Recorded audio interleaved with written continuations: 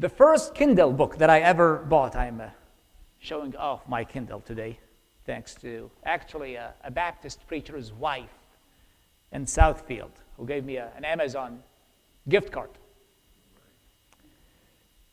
A book that is called C.S. Lewis as a Philosopher.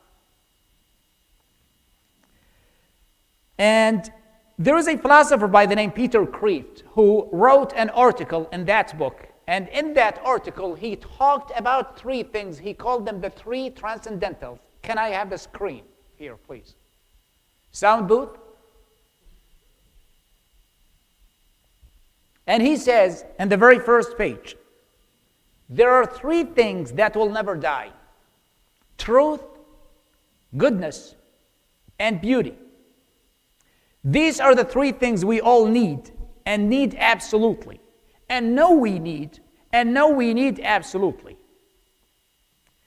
The writer later says that the order of these three transcendentals of truth, goodness, and beauty is ontologically founded. So the most important thing in this list is the truth.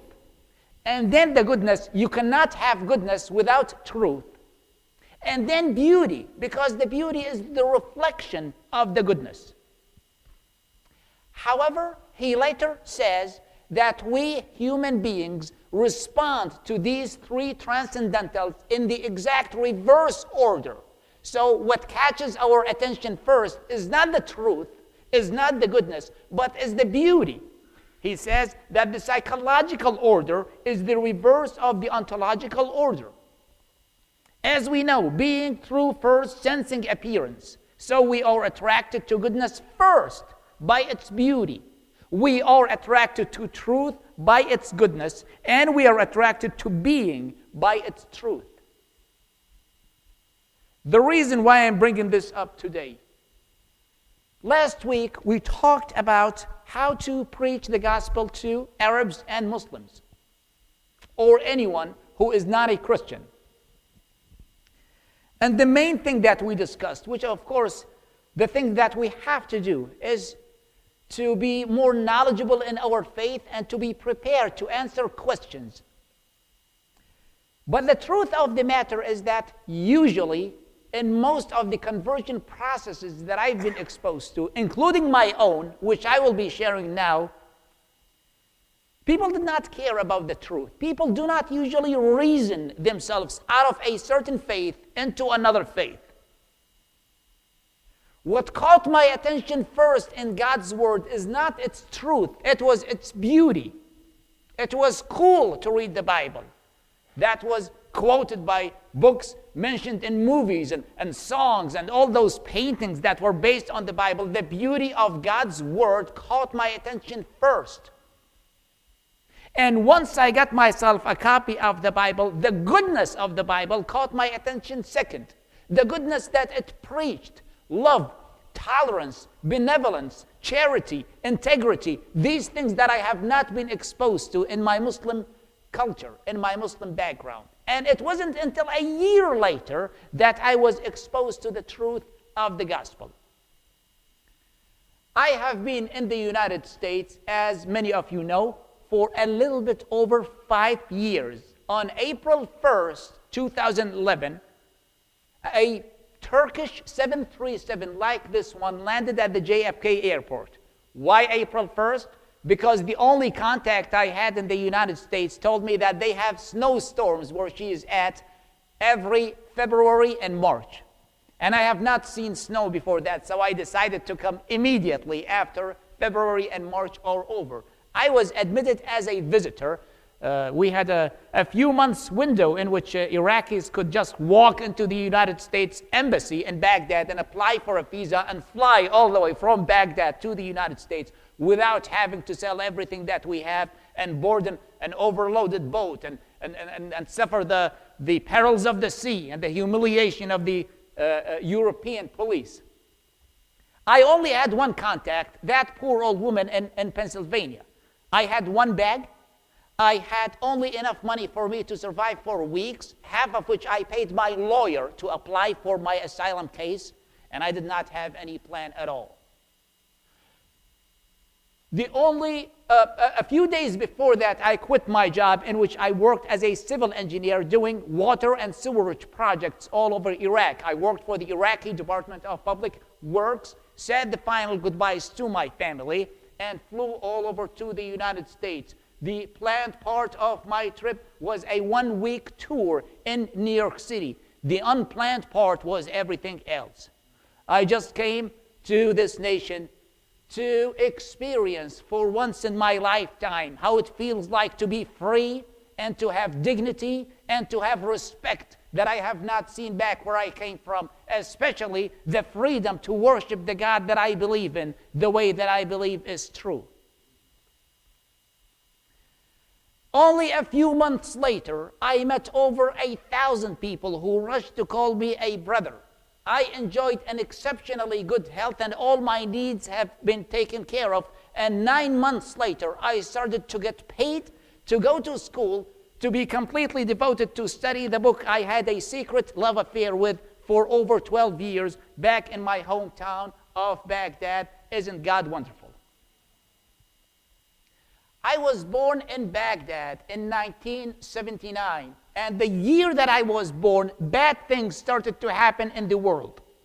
Saddam Hussein became the president of Iraq, and Ayatollah Khomeini led the Islamic Revolution in the neighboring Iran. A few months later, the war between the two countries started. One man scared the whole nation in each country. If you are a news watcher, you're probably watching what is happening in North Korea, how a one man is scaring a whole nation. The problem is not that that man is strong enough to scare all those people. The problem is that this is an ungodly nation, and those who are not ruled by God will be ruled by tyrants, as William Penn, the founder of the Commonwealth of Pennsylvania, said. That was my childhood. I grew up when the war was there between Iraq and Iran that lasted for 8 years. I grew up in a community that was not told to love one another. The war ended in 1988. Right after that, Saddam Hussein invaded Kuwait. The United Nations imposed the sanctions on Iraq that lasted for 13 years, in which we were living on $1 a month. We had the Gulf War of 1991.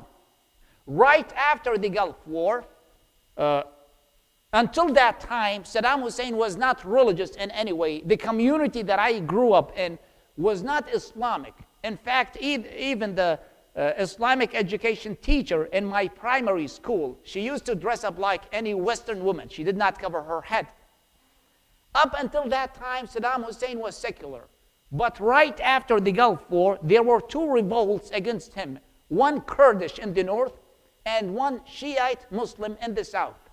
Of course, the Kurdish in the north got the sympathy and the attention of the world, but not the Shiite one in the south, which was reminiscent of the Islamic Revolution in Iran of 1979. And so after Saddam Hussein crushed those, or that specific revolt in the south, killing tens of thousands of his own people, he started to put on a show of Islam.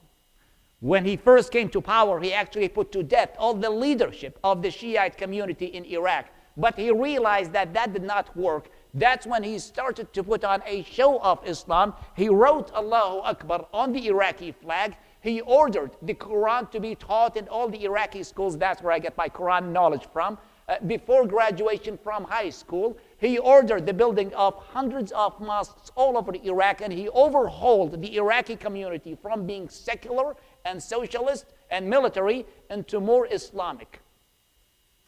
In the middle of the 1990s, I was in my teenage years, and we had the sanctions were the Iraqi version of what you would know as the Great Depression. My father retired in 1992, pretty much did not do anything ever since.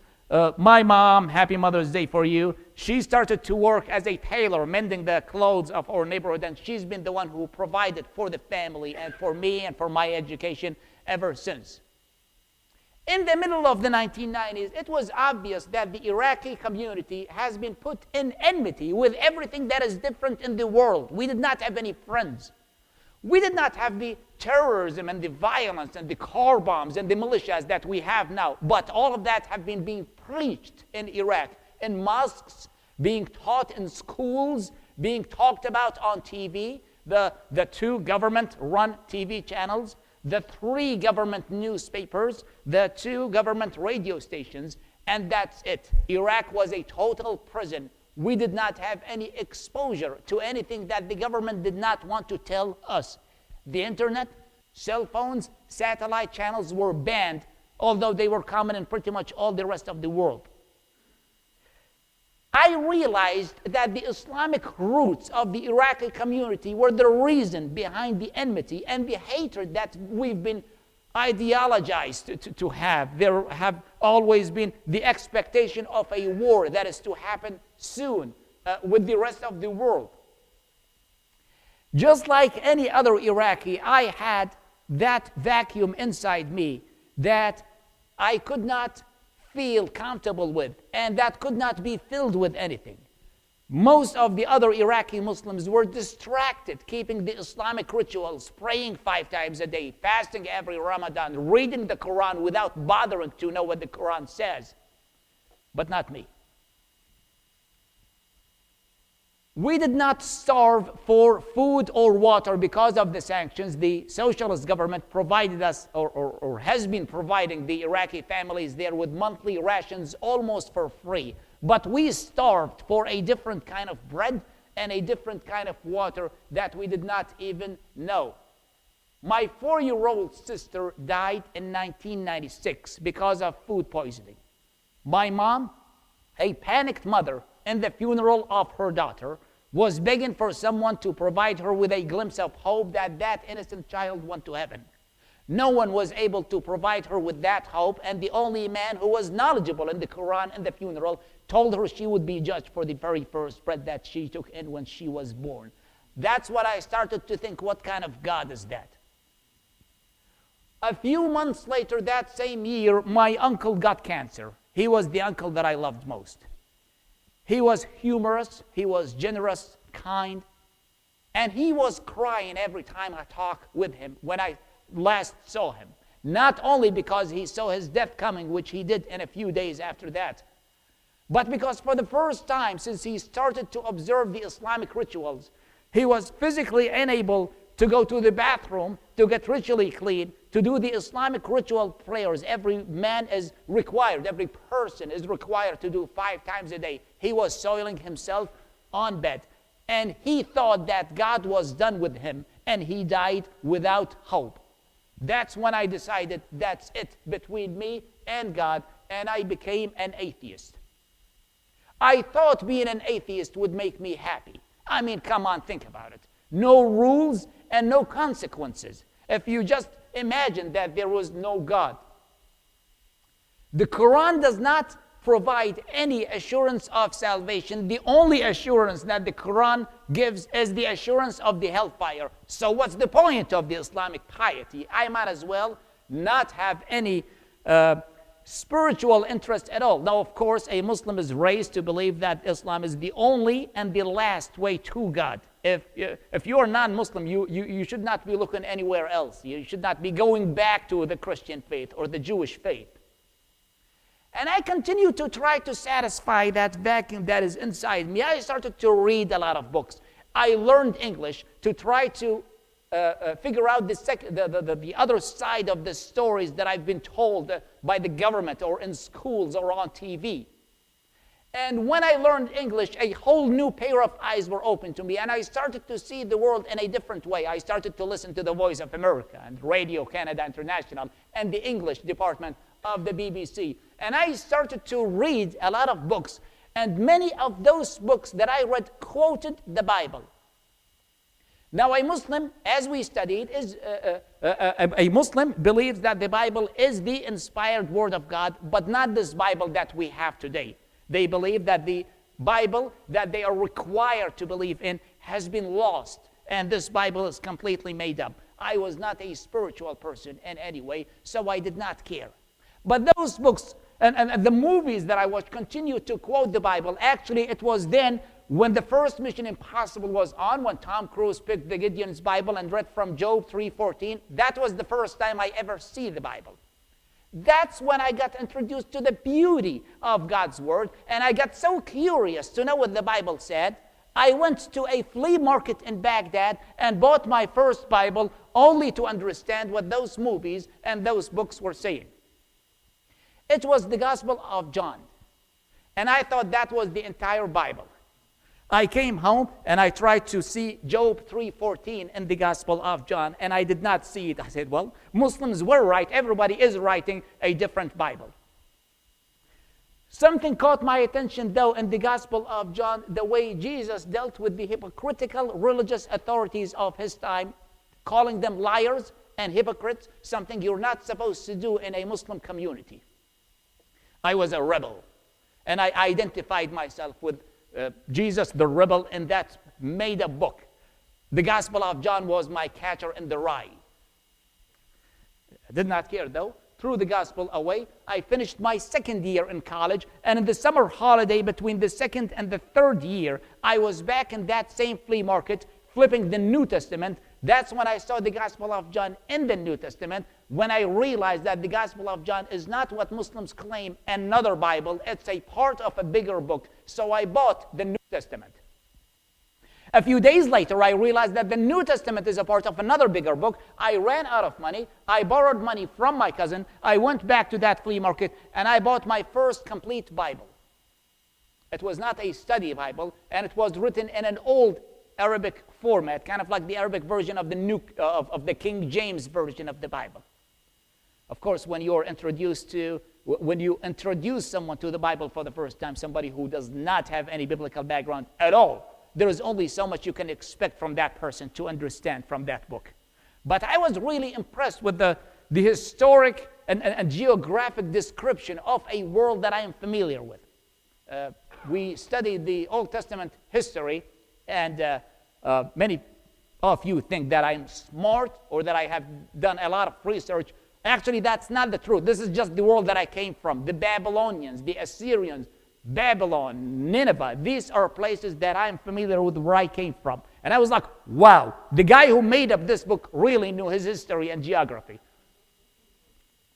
I had a lot of questions about the Bible. I was already introduced to the goodness of the Bible, a book that preaches love instead of hatred, peace instead of war, a book that gives assurance instead of doubts, a book that preaches integrity and charity and benevolence.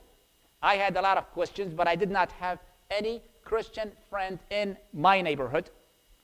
And I did not remember having any Christian friend in the first 2 years in college.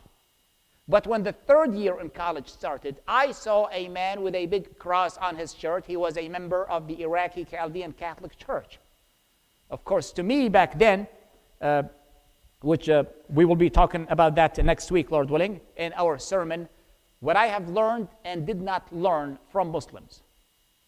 To a non-Christian, everyone who claims to be a Christian is the same, whether Catholic or Orthodox or Baptist or Church of Christ. I saw that man, and I came to him. I said, "Sir, are you a Christian?" He said, "Yes, I am." I said, "I got myself a copy of the Bible, and I have a few questions. How serious, how devout are you in your faith?" He said, "Well, go ahead and ask." I said, "Do you Christians believe that you're saved by grace or by obedience?" He took me aside like he'd been waiting for someone to ask him this question for a long time. And he explained to me how God is a just God and he does not tolerate sin, and he wants to punish us for our sins, but at the same time he's a loving God, so he sent his son to take those sins on him and die on the cross for us to be saved. That was the first time anyone teaches me the theme message of the Bible. That was in late 1998. I was 19. I said, "That's cool. I have another question. I know that the most educated part of the universe is too smart to believe in a made-up book, but do you really believe that this is true?" He said, "Yeah, we do." Next day, he brought me some literature that talked about how many tens of thousands of manuscripts that we have of the Bible today in the museums from different times and different languages, and all of them match each other. And that was the first time anyone tells me that the Bible is true. That's when I was introduced to the truth of the Bible in addition to its beauty and goodness. And I was so happy to find out that the book that I already started to fall in love with, a book that has the solution to every problem we were suffering from, is actually true. I thought everybody else would be as happy as me. I was wrong. You see, in Islam, the whole idea of changing your faith, now, those of you who follow my twisted humor on Facebook, I posted that riddle one time when I said, what's in common between Islam and DirecTV? And the answer would be, one of them comes with an early termination fee, and the other comes with a DVR.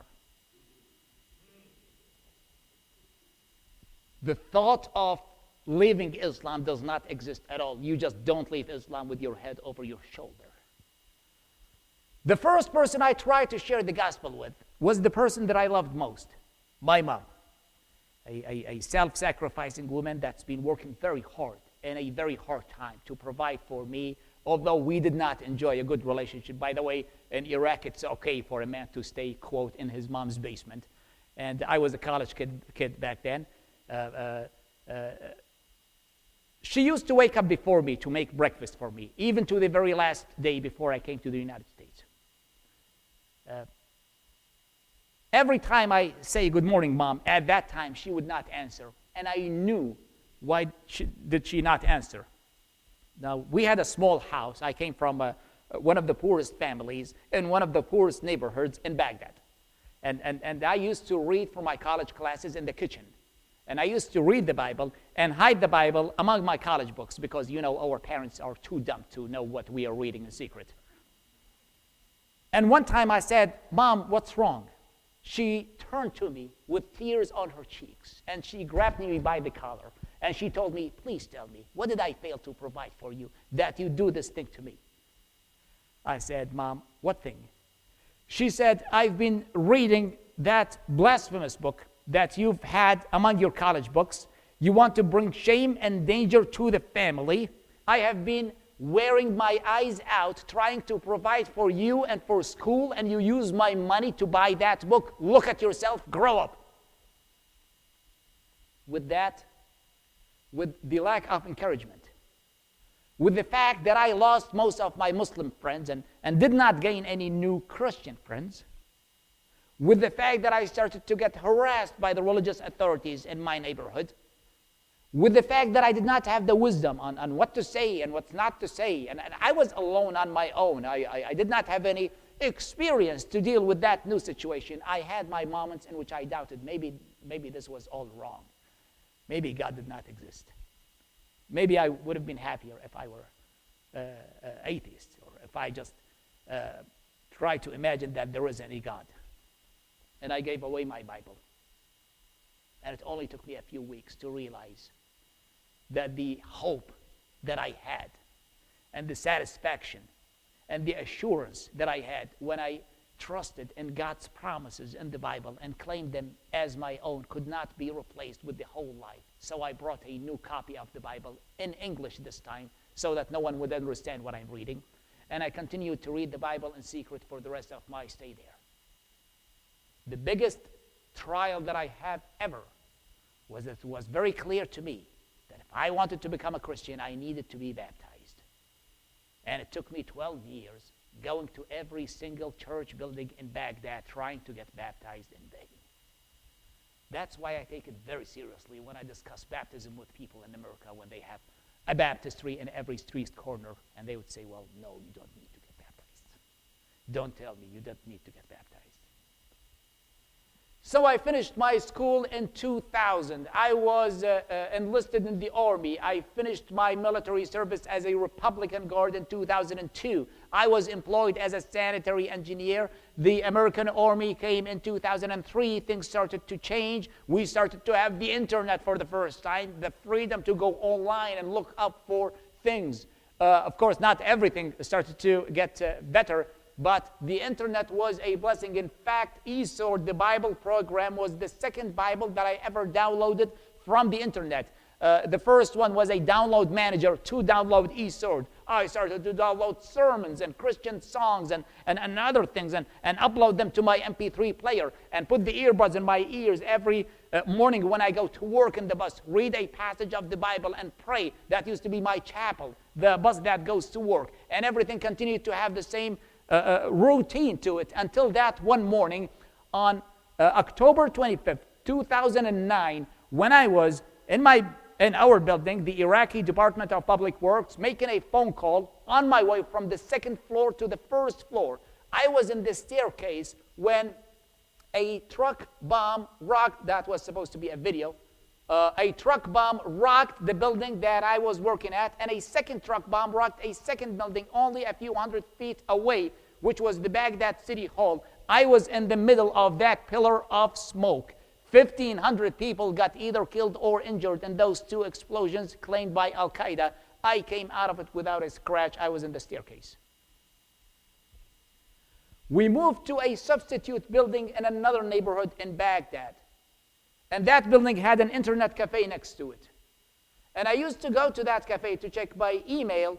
I had to pay a flat rate to use the internet for an hour. It didn't take me more than a few minutes to check my email. Afterward, I would be looking up things on the internet. By that time, I was already familiar with the Bible, Arabic and English, already looking up things on the internet, already praying all the time. But I did not have any official Bible study. So I Googled for a free Bible study and chose the first hit. And everything changed after I chose the first hit in March of 2010. And by the way, the website did not look like that because later on I translated the course into Arabic and I took a picture of the founder, the website's founder, baptizing his daughter with my own cell phone camera. But that would be later. A woman was assigned to grade my tests. Her name was Susan Martin. She would be the first contact, the only contact that I had when I came to the United States. And on her first email, she said, "Do you have any prayer request?" I said, "Ma'am, would you pray that I can get baptized? I've been trying to do that for 12 years. And would you please pray that I can live in a Christian-friendly community where I can just say Jesus is Lord without getting killed right on the spot?" That same day, I was looking up things on the internet. I came across a free book called Bible Basics, written by a British man by the name Duncan Heister, who has a ministry in Latvia. I ordered a free copy of that book, gave by a mailing address, and he answered me with an automatic email introducing himself and his ministry, and he said, "And I believe that everyone should be immersed in water for the remission of sins." I said, "Thank you, sir, but I'm from Baghdad. Haven't you read the mailing address?" He said, "I'm coming to Iraq and baptizing you." And on May 26, 2010, he came all the way from Latvia to Kurdistan in northern Iraq, paid for my bus ticket to go from Baghdad to northern Iraq, and baptized me in a bathtub in a hotel, room 404, Erbil International Hotel, northern Iraq. And I don't like this picture because it added 5 pounds to me.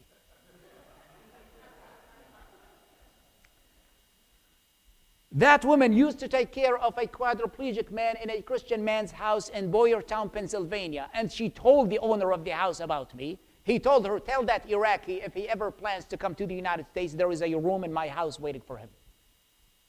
A few weeks later, the American embassy in Baghdad started issuing personal visas for Iraqis for the first time in 20 years after the Gulf War.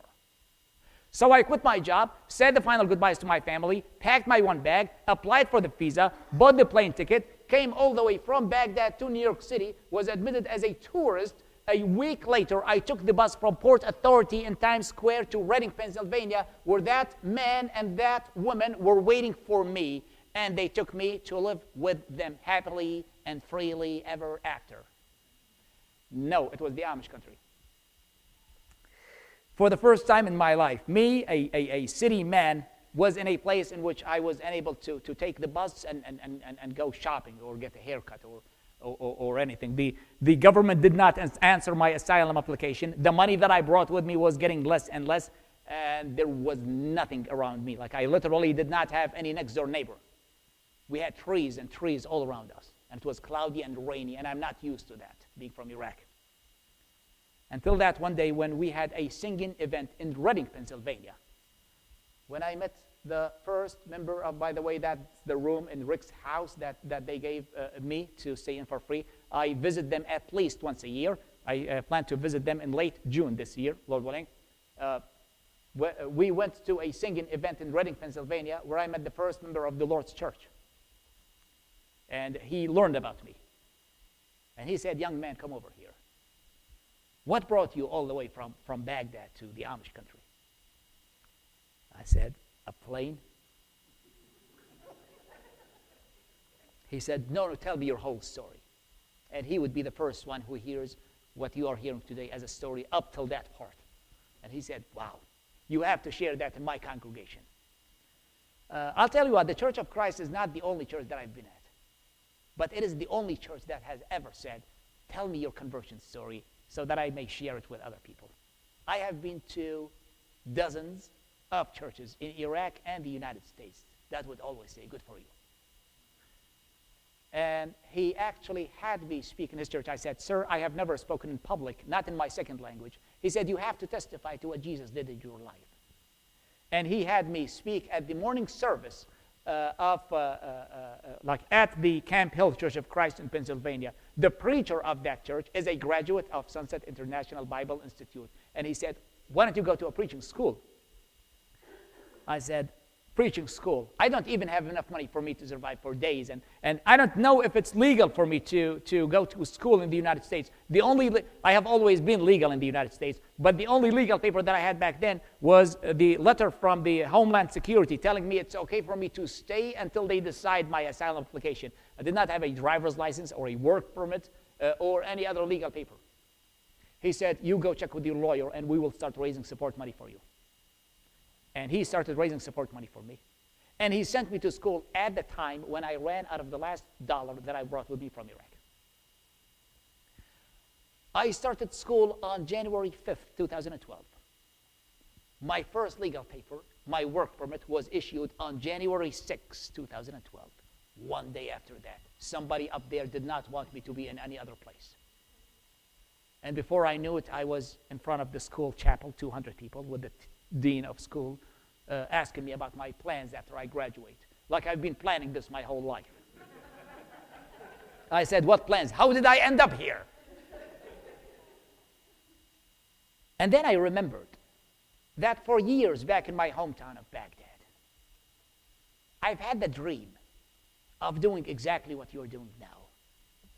Just to have the freedom to go to church and to worship and to listen to a story that encourages me. And to have the fellowship with the other believers and have the freedom to sing God's praises and to study his word without fear. And in return, I'm going to serve him for the rest of my life. God has given each one of us a gift that we are expected to invest in his kingdom. And my gift happened to be my Arabic and Muslim background. In 1998, I was even not a believer yet. I worked in a bus stop in my neighborhood in Baghdad, taking a small fee for the buses that stay there. And I was talking with some of my friends, and I told them, I like America. I think it's a cool country. I wish I can go there one day. And one of the bus drivers, which they don't have any union or any institution that organizes them, so you can understand that they are very tough people. They are very foul-mouthed. They have to live a life that is so rough that reflects on their character. And he came to me.